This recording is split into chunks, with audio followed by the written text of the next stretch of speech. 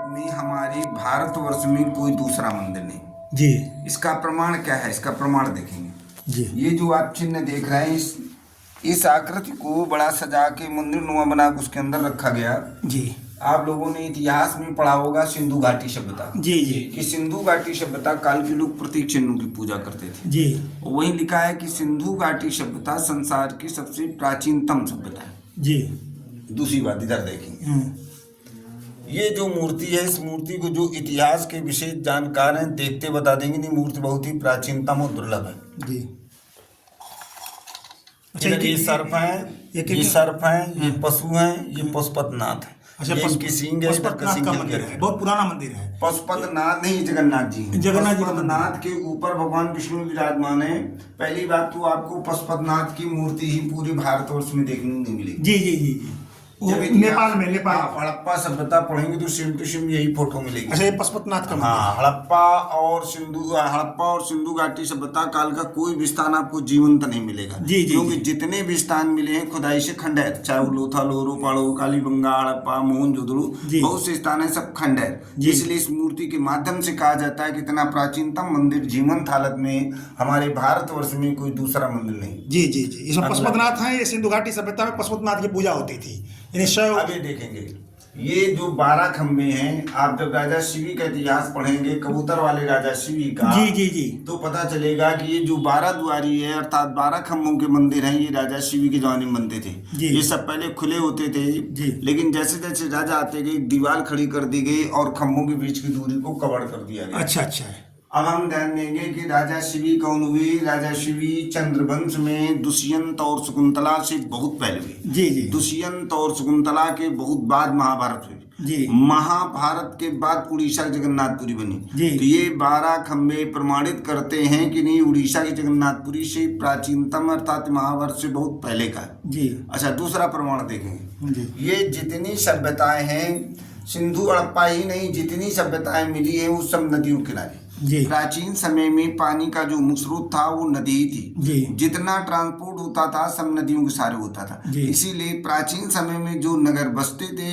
या देवालय बनाए जाते थे वो सब नदियों के किनारे होते थे। जी तो ये जो प्राचीन सभ्यताएं यहाँ पाई जाती हैं, इन प्राचीन सभ्यताओं से प्रमाणित होता है कि प्राचीन समय में यहाँ से कोई नदी बहती थी। जी लेकिन प्रकृति परिवर्तन के कारण नदी लुप्त हो गई। जी अब हम ये विचार करते हैं कि हमारे गंगा और जमुना के बीच से किस नदी के लुप्त होने का प्रमाण मिलता है। हम प्राचीन समय से सुनते आए हैं कि संगम में 3 नदियां मिलती थी, गंगा, जमुना, सरस्वती, इसीलिए उसे त्रिवेणी कहते थे। जी लेकिन आज सरस्वती नदी लुप्त है। तो ये जो प्राचीन सभ्यताएं यहाँ पाई जाती हैं, कुछ पत्थर पाषाण काल का मिला और पाषाण काल का पत्थर मिलना ये प्रमाणित करता है नहीं बहुत ही प्राचीनतम जी। है। प्राचीन समय में गंगा से ज्यादा सरस्वती नदी का महत्व था। जी। जो ऋषि मुनियों के आश्रम होते थे वो सरस्वती नदी किनारे होते थे। जी। इससे प्रमाणित होता है कि प्राचीन समय में यहाँ से सरस्वती नदी बहती थी। जी सरस्वती नदी महाभारत के पहले लुप्त हो गई थी। जी। इससे भी प्रमाणित होता है कि नहीं महाभारत से पहले का है। जी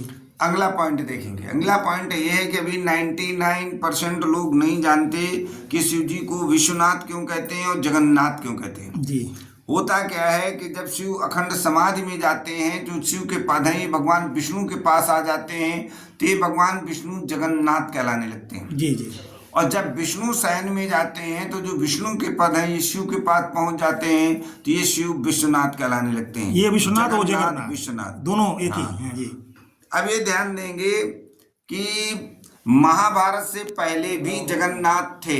जी इसका प्रमाण बताते हैं। आप महाभारत पुराण पढ़ेंगे तो महाभारत पुराण से में देखेंगे कि भीष्म पितामह ने युधिष्ठिर को विष्णु सहस्त्र नाम का उपदेश जी। दिया और विष्णु सहस्त्र नाम का उपदेश देने से पहले एक श्लोक कहा। क्या श्लोक कहा? तस्य लोक प्रधानस्य जगन्नाथस्य भूपते विष्णु नाम सहस्त्रम में स्वरूपाभ्यापन। एक बात ये गौर करेंगे कि जब महाभारत के बाद जगन्नाथ हुए तो महाभारत में जगन्नाथ शब्द कहाँ से है? इसलिए महाभारत का श्लोक ये प्रमाणित करता है कि नहीं महाभारत के पहले भी जगन्नाथ थे और इसमें विष्णु शब्द जुड़ा हुआ है। विष्णु सहस्त्र नाम स्वरूपाभ्यापन, इसके मतलब ये कि प्रमाणित करता है कि प्राचीन समय में भगवान विष्णु को ही जगन्नाथ कहते थे और भगवान विष्णु का ही स्वरूप कृष्ण है, इसलिए कृष्ण को ही जगन्नाथ कहते हैं। जी अब आप देखेंगे भगवान विष्णु को जगन्नाथ कहना कहाँ से प्रारंभ किया गया। तो प्राचीन आप शिव पुराण पढ़ेंगे तो शिव पुराण के पेज नंबर 35 पे कहानी मिलेगी कि शिव जी जब प्रथम बार अखंड समाधि में जाने लगे तो शिव जी ने सोचा कि यदि हम अखंड समाधि में चले जाएंगे तो हमारे पास जो संहार पद है, डिस्ट्रॉयड पावर, ये शून्य हो जाएगा। और शून्य हो जाएगा तो यहाँ कोई व्यक्ति मरेगा नहीं। यदि कोई व्यक्ति मरेगा नहीं तो संसार का संचालन बिगड़ जाएगा, डिसबैलेंस हो जाएगा। इसलिए हमें समाधि में जाने से पहले ये संहार पद किसी को देना चाहिए। शिव जी ने विष्णु से कहा कि हम अखंड समाधि में जाना चाहते हैं, ये पद आपको देना चाहते हैं। विष्णु ने कहा कि बगैर आपकी कृपा दृष्टि के पद ग्रहण नहीं कर सकते। यदि आप अर्घ्य रूप में आए तो हम पदभार ग्रहण कर सकते हैं। तो ये देखेंगे जो नीचे का सिरा है ये शिव अर्घ्य टाइम बनाएंगे। ये शिव मूर्तियों में जलहरी होती है, पानी निकलने के लिए उत्तर दिशा को होती है। आषाढ़ रूप में आए थे। ठीक ठीक। तो आप देखें तो विष्णु ने कहा कि यदि आप अर्घ्य रूप में आए तो हम पदभार ग्रहण कर सकते हैं जी। तो जब पदभार दिया शिव ने, तब शिव ने कहा कि आज से तुम जगत के नाथ जगन्नाथ कहलाओगे। वहां से भगवान विष्णु को जगन्नाथ कहना प्रारंभ किया गया। जगन्नाथ भगवान। तो यहाँ ये देखेंगे कि ऊपर मूर्ति के ऊपर देखेंगे टॉप में जो सिंहासन बना है उसमें बैठी हुई मूर्ति ब्रह्मा जी की मूर्ति, ये विष्णु, और ये नीचे शिराशिवर के टाइम महेश। अच्छा, वो ब्रह्मा विष्णु महेश। यहाँ कहने का तात्पर्य सृजन पालन संहार ये तीनों अधिकार जब भगवान विष्णु को मिले तब ये जगत के नाथ जगन्नाथ कहलाए। प्राचीन समय में क्या था कि यहाँ से सरस्वती नदी बहती थी। सरस्वती नदी के किनारे यहीं पर शिव जी ने भगवान विष्णु को संहार पद दिया, अर्थात जगन्नाथ उपाधि इसी जगह दिए जाने के कारण पहले मेन जगन्नाथपुरी यहीं बनी। तो जितने राम के वंशज होते थे सूर्यवंशी, ये हम भी हैं। हाँ, ये सूर्यवंशी लोग भगवान सूर्यवंशी जो है विष्णु सूर्य को ही भगवान विष्णु का स्वरूप मानते थे। इसलिए जितने सूर्यवंशी राजा हुए वो सूर्य और विष्णु के ही उपासक हुए। तो ये प्रथम जगन्नाथ विष्णु मंदिर होने के नाते जितने राम के वंशज हुए वो यहाँ पूजने आते रहे और कुछ न कुछ निर्माण कार्य करते रहे। इसका प्रमाण क्या है? इसका प्रमाण देखेंगे। ये आप देखेंगे जो मानसून पत्थर लगा हुआ है स्क्वायर में, इसी के जस्ट उत्तर में देखेंगे पत्थर ही लगा, इसमें डिजाइन और किनारे प्लेन है। तो ये जो मिडल पे लगा हुआ पत्थर, इसको आप गौर से देखेंगे, ये अर्धसूर्य का चिन्ह है। प्राचीन समय में जो सूर्यवंशी राजा होते थे वो अपने मस्तक में अर्धसूर्य का तिलक लगाते थे। अच्छा, इससे मालूम हो जाता था अर्धसूर्य। हाँ, इससे मालूम हो जाता था कि नहीं सूर्यवंशी राजा है जी। जब राम जन्मभूमि का मुकदमा सुप्रीम कोर्ट में चल रहा था तब सुप्रीम कोर्ट ने पुरातत्व को निर्देश दिया कि पुरातत्व ये पता लगाए क्या राम जन्मभूमि कुछ पुरातत्विक अवशेष पाए जाते हैं। तब पुरातत्व ने खुदाई कराई राम जन्मभूमि में, तो इसी प्रकार का अर्धसूर्य का चिन्ह राम जन्मभूमि में खुदाई मिला। अब राम जन्मभूमि में अर्धसूर्य का चिन्ह खुदाई में मिलना, अर्धसूर्य का चिन्ह यहाँ पाया जाना, इससे प्रमाणित होता है कि सूर्यवंशी थे और सूर्यवंशी राजा। राम जन्मभूमि मंदिर से इस मंदिर का कनेक्शन है। जिस राजा ने वहां निर्माण कराया उस राजा ने यहाँ भी निर्माण कराया। अभी देखेंगे कि ये कलाकृतियां गुप्त काल से मेल खाती। गुप्त काल में इसको सूर्य की मुखाकृत मानते थे, इसको कलश मानते थे। यहाँ मुख से निकलती बेलपत्ती दिखाई गई। राम कलाकार ने कला के माध्यम से यहाँ दर्शाने की कोशिश की कि सूर्य ही जीवन का आधार है, यदि सूर्य ना हो तो जीवन संभव नहीं। जी। इधर देखेंगे, ये जो आकृति है ये आकृति चंद्रगुप्त मौर्य के समय में जो सिक्के मिलते हैं उसमें आकृति मिलती है। ये सब जो आकृतियां हैं चंद्रगुप्त मौर्यकालीन है।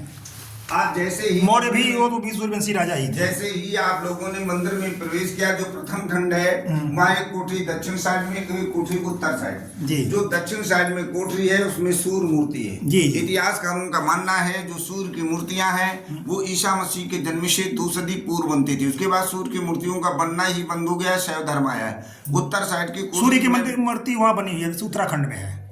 जो उत्तर साइड में भगवान विष्णु की जो लेटी हुई मूर्ति है ये इतिहासकारों का मानना है कुषाण काल में बनती थी। कुषाण काल का प्रमुख राजा कनिष्क 2री सदी में। अब एक प्रश्न यहाँ खड़ा होता है, कुषाण वंश, मौर्य वंश, गुप्त वंश, सूर्य वंश, ये सभी चक्रवर्ती राजा हुए। इन चक्रवर्ती राजाओं को दुनिया में कहीं जगह नहीं मिली, यहीं पे आके निर्माण क्यों कराए? इससे प्रमाणित होता है कि प्राचीन समय में ये साधारण स्थान नहीं रहा है, ये विशेष स्थान रहा है। इसके मतलब पहले मेन जगन्नाथपुरी यही रही। इसीलिए यहाँ जो भी राजा आता गया वो अपनी कला का यहाँ प्रदर्शन करता गया, इसलिए कंटिन्यू काम यहाँ जारी रहा। इसीलिए इतना प्राचीनतम स्थान ये जीवंत बना रहा। नहीं भी ये भी हड़प्पा और सिंधु की तरह खुदाई से निकलता होता। जी। अगला पॉइंट देखेंगे। अगला पॉइंट आप देखेंगे कि ये टोटल पत्थरों का बना हुआ है। जी।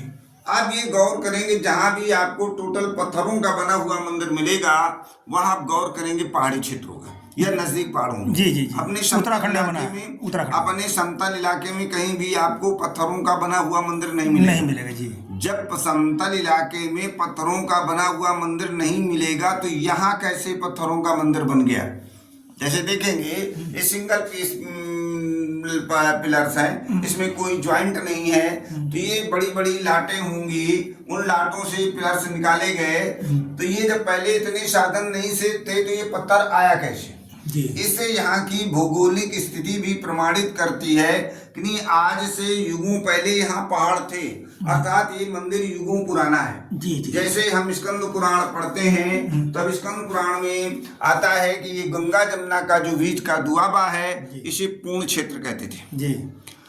और स्कंद पुराण में एक प्रसंग आता है कि जब वृत्तासुर मारा गया तो जो वृत्तासुर का शरीर है वो पूर्ण पर्वत पर गिरा। जी। इसके मतलब जिसको जिसे जब पूर्ण क्षेत्र कहते थे तो इसके मतलब ये स्कंद पुराण प्रमाणित करती है कि प्राचीन समय में आज से युगों पहले यहाँ पहाड़ थे और जो पहाड़ थे उस पहाड़ को ही पूर्ण पर्वत कहते थे, अर्थात उसी पहाड़ के पत्थरों से मंदिर बनाया गया। ये पहले टोटल विशाल पत्थरों का ही मंदिर रहा है, लेकिन हुआ क्या कि युगों पुरानी बात होने के कारण पहाड़ विलुप्त हो गए, पत्थर यहाँ उपलब्ध नहीं रहा, लेकिन इस मंदिर का मेंटेनेंस कंटिन्यू होता रहा। तो यहाँ जो पत्थर थे उसी पत्थरों से ही इसका मेंटेनेंस होता रहा, तो ये टूटते टूटते इतना मंदिर बचा। जी जी जी। आपका शुभ नाम क्या पड़ता है? हमारा नाम के पी शुक्ला है। जी जी। अच्छा, ये पुजारी व्यवस्था यहाँ क्या रही? देखिए ऐसा है, हमारी जो उत्तर और मध्य भारत के मंदिरों की तो दयनीय स्थिति है। जो नहीं, कैसे यहाँ पर पीढ़ी दर पीढ़ी आए होंगे ना पूजा करते नहीं, करते। ऐसा है, हम लोगों को 56-57 वर्ष हो गया पूजा करते। आप उसके पहले कैसे करते रहे? पहले और दूसरे थे दुबे जी थे, वो जो थोड़ा वो हो गए तो फिर हमारे पिताजी को। अच्छा अच्छा। ना इस तरह मतलब व्यवस्था बनाई गई थी पहले। हाँ नहीं, ऐसा है, ये देखेंगे कि ये आप प्रश्न ये खड़ा होगा कि ये मुगलों के आतंक से मंदिर बचा कैसे? जी। ये मुगलों के यही दिमाग में आ रहा था बाबा, सब जगह क्षतिग्रस्त हुए, यहाँ कैसे रह गया? देखो ये मुगलों के आतंक से कभी सभी जगह मंदिरों को मुगलों ने तोड़ दिया और ये जो है, लेकिन मुगलों के आतंक इतना हुआ कि बहुत से सारे उत्तर और मध्य भारत में हमारे जो है मध्य का दक्षिण भारत में भी बहु मंदिरों की जो है पूजाएं बंद हो गई और पूजा व्यवस्था में बड़ा व्यवधान पैदा हुआ। ये जो मंदिर ऐसा हुआ कि इस मंदिर यहाँ भी तोड़ा गया, लेकिन अंतिम हिंदू चक्रवर्ती राजा हर्षवर्धन हुआ। जैसे देखेंगे इस मंदिर की जो बनावट शैली है बौद्ध स्तूप शैली पे। जैसे अब राजा हर्षवर्धन का जब हम इतिहास पढ़ते हैं तो राजा हर्षवर्धन जो था वो सभी धर्मों का सम्मान करने वाला था और उसने सरस्वती नदी के किनारे बहुत से मंदिरों का निर्माण कराया, पुनर्निर्माण। हाँ, और राजा हर्षवर्धन जो है अंत में उसने बौद्ध धर्म स्वीकार कर लिया था। जी। राजा हर्षवर्धन के जमाने के जो भी सिक्के मिलते हैं उसका प्रतीक चिन्ह मोर गरुड़ था। तो यहाँ दक्षिण साइड में मोर बने हुए, उत्तर साइड भी मोर बने हुए, और इस मंदिर की जो बनावट शैली है बौद्ध स्तूप शैली पे। इससे अनुमान लगता है इसके मंदिर का निर्माण जो है अंतिम जो हिंदू चक्रवर्ती राजा हर्षवर्धन हुआ उसके जमाने में कराया गया, और उसके बाद कोई हिंदू चक्रवर्ती राजा नहीं हुआ और मुगलों का आतंक इतना बढ़ गया कि धर्म बचाना बड़ा कठिन हो गया।